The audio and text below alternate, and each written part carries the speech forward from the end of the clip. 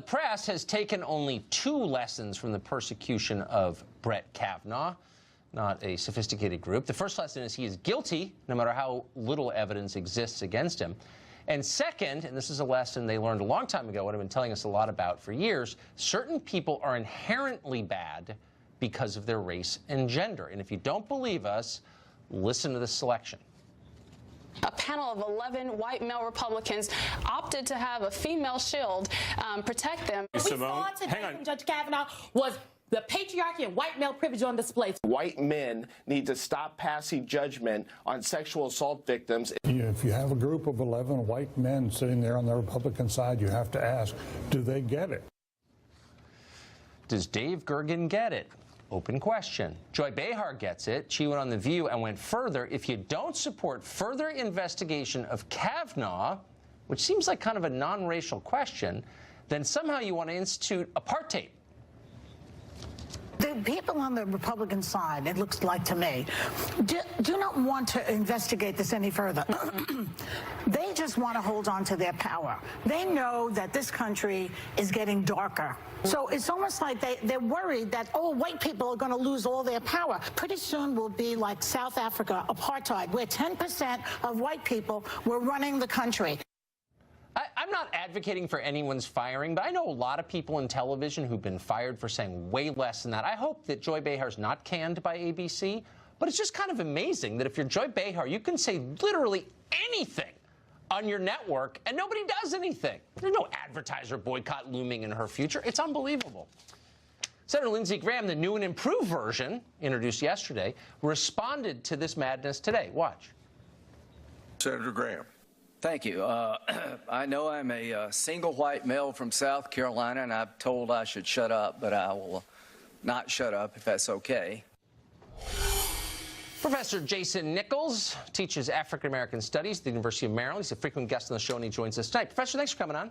Thank you, Tucker. So, as an almost 50-year-old American, I was brought up to believe that you should not, this was a core principle, judge people on the basis of their race, because it's not a relevant criterion for judgment, and it's not something you can control.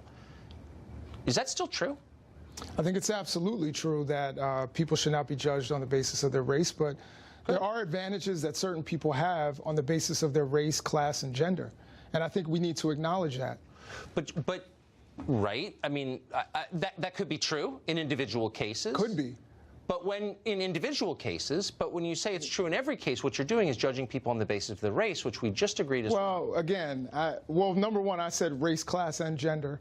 And let's just stick with race, because class is a fluid thing. I mean, your class can change. It can, sure. It's rare, but no, but it can. It's not in your DNA. It's not in your I can't study your bones and find out what class you are in. I would say race is not in your DNA either, but we can go on. Look, I'm not a scientist, but most people can't change the race, and I don't think it's acknowledged that you can. Sure. If it's wrong to judge people on the basis of their race, and I think both of us agree, we don't want to live in a country where people are making generalizations, negative ones, especially about whole groups of people. You don't. We do live in a country that does but that. we don't want to add to that because it's wrong. Sure. Then why are all the dumb people on television in unison attacking people on the basis of their race, and nobody's saying anything about it? Well, I think, again, people are acknowledging the fact that certain groups of people have more advantages than others. So we look at this in the criminal justice system, even though, let's be clear, Judge Kavanaugh, for example, was not in a criminal trial. He is not being criminally investigated. This is basically a job interview. But what are they saying? So a woman of one race is accusing a man of the same race of a crime that has nothing to do with race.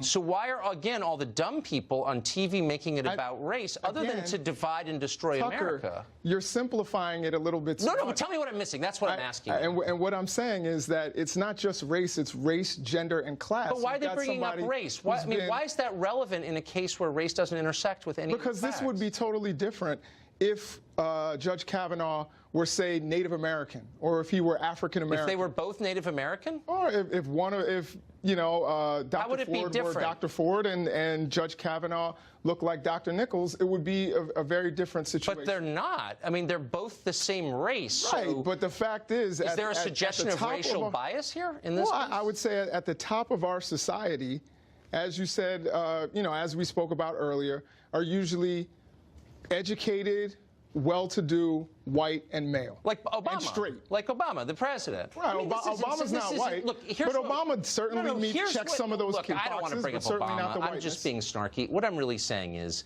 this is destroying the country. Attacking people on the basis of their race is totally immoral. We're pushing people into race conflict with each other.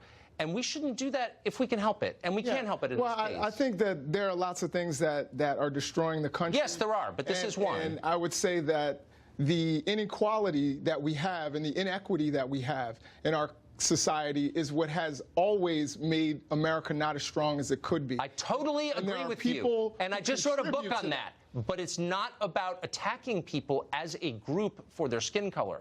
That is wrong. We got over that. It's about recognizing that certain people have advantages and trying to fix it so that we have a more equitable society. Right. Race hatred's not going to help, though. Do you think it will? I don't think anyone hates white men. Or I certainly don't. Okay, I'm going to let you stew in the disingenuousness of that remark, and we can meet next time. Absolutely, Tucker. Thank you. Harmeet Dillon is an attorney, and she joins us now, perhaps to elucidate what's going on here. So I'm sincerely confused. I've noticed this trend going on for a long time. I've noticed that everyone's too intimidated to say anything about it. I don't think that we should be, because I really think it hurts the country and it increases tribalism beyond where we already are, which is bad enough. I think people are doing it to maintain their own power by dividing the country. But tell me, as a logical matter, what the hell does race have to do with this case? It has nothing to do with it, Tucker, but I think there are a couple of things going on here. Number one, what we're seeing is a phenomenon that's been happening in America over the last few years, and it has become fashionable now to be beat up on white men and whites more generally, because we have this culture of spoils where we are being told that you are entitled to certain things in society and certain jobs in certain places. In California, we have a law now that you're entitled to board membership on corporate boards if you're a woman. And so that's part of our cultural shift. And, like you, I was taught, certainly from my faith as well as my parents and my upbringing, that we don't judge people according to what they look like or how they were born.